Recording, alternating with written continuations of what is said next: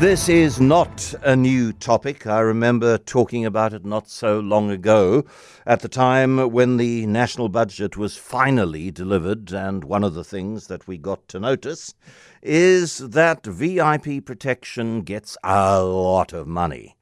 And the one thing that always stands out for me is that VIP protection got more budget spend allocated to it than forensic services. And I ask myself, using forensics and the science of forensics to track down wrongdoers is less important than protecting people who I don't think are very important at all. Doesn't make much sense to me.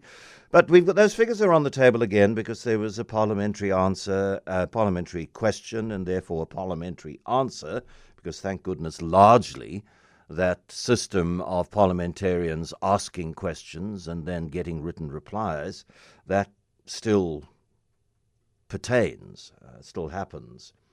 And in the last 5 financial years, protecting VIPs has cost the taxpayer 147 billion rand. And I'm sure that I am not alone in thinking to myself, I can think of a lot more productive ways to spend 147 billion rand and improve life in South Africa than on protecting people simply because that person is a deputy minister of nothing really. David Bruce is an independent consulting on policing, often works at the ISS, Institute for Security Studies. David, good afternoon. Good afternoon, John. Do we protect appropriately the people who need to be protected?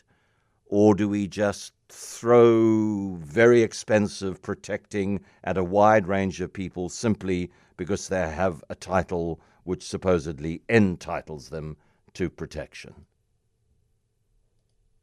Right. Okay. Well, I wanted to start off by just raising a question about that figure that you provided. Did you say that was 147 billion over the last 5 years? Yeah.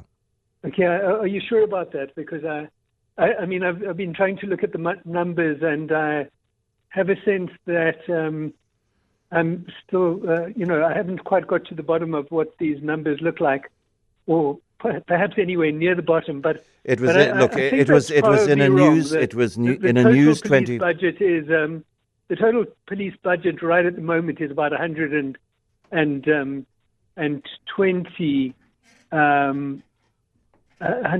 or maybe close to 130 billion.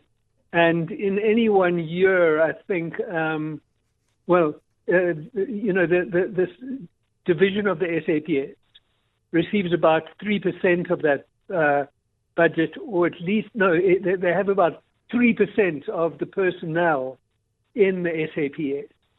So I find it difficult to believe that that's a correct figure. But I mean, I think what we're talking about anyway is the principle. And I mean, I think, when people make these comparisons about,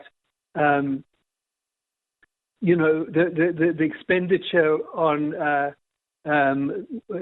what is called a VIP protection, it obviously, a lot of people feel that there's kind of individuals on whom a relatively large amount of money is being spent, while many people would argue that that the policing services provided to the average person in South Africa are completely inadequate, and it's that contrast that people are concerned about, and that, I mean, I think partly reflected in the type of thing that you were highlighting, where where the relative expenditure on things like forensics and things like the expenditure on the Hawks are seem completely inadequate when looked at in relation to that number.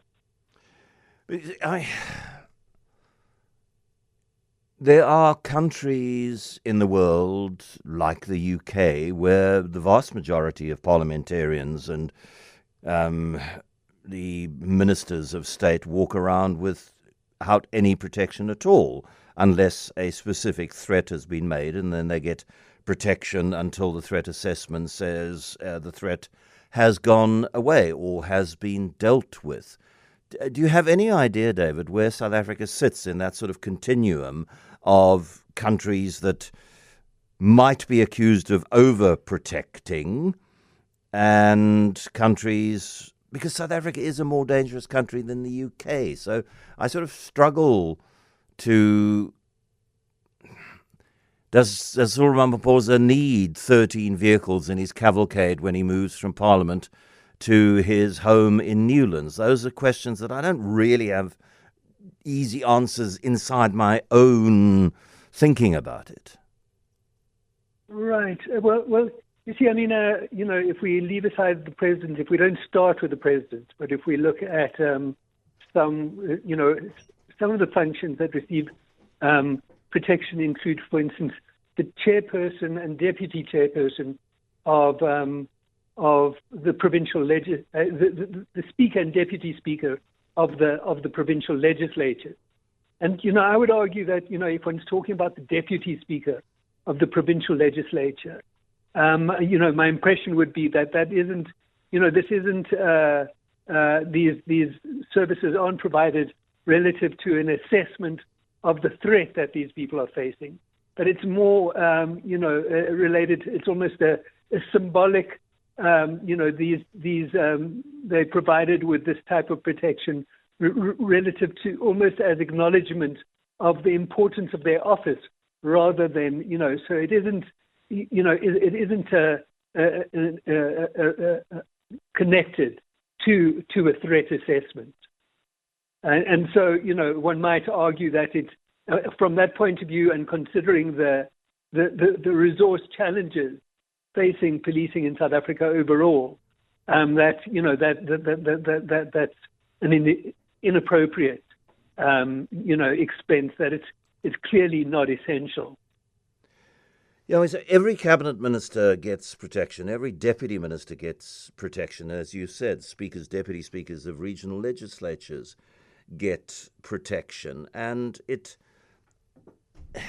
seems to be tied to the post that they inhabit, rather than a threat assessment tied to their particularity in that post.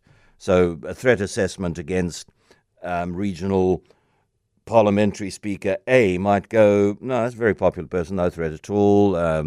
However they look at these things, they monitor them for a week, see that nobody accosts them, they monitor social media, there are no threats against them. So that person doesn't need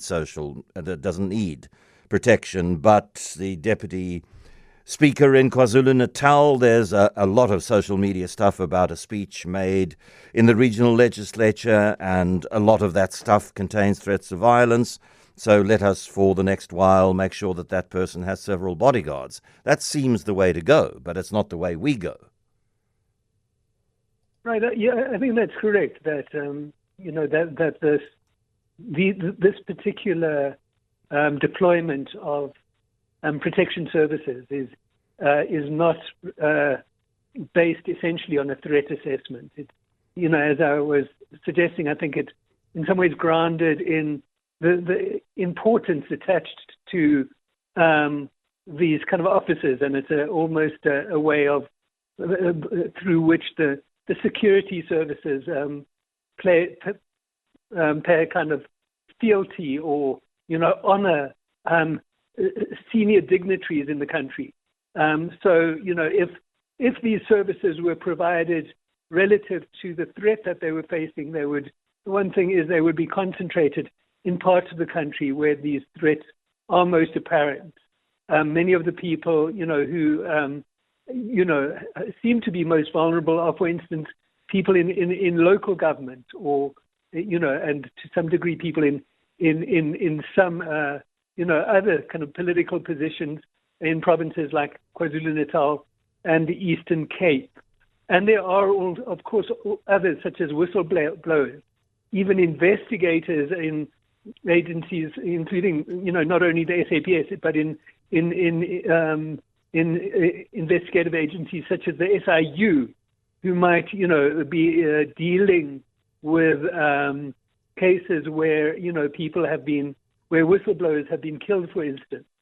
And so, that would be an appropriate situation for, this type of protection to be, focused on those kind of people rather than, so I would, agree with the point that the way in which this is organized reflects, a kind of, in some ways, a kind of type of wasteful expenditure. David Bruce of the International Security Studies, thank you very much indeed for chatting to us.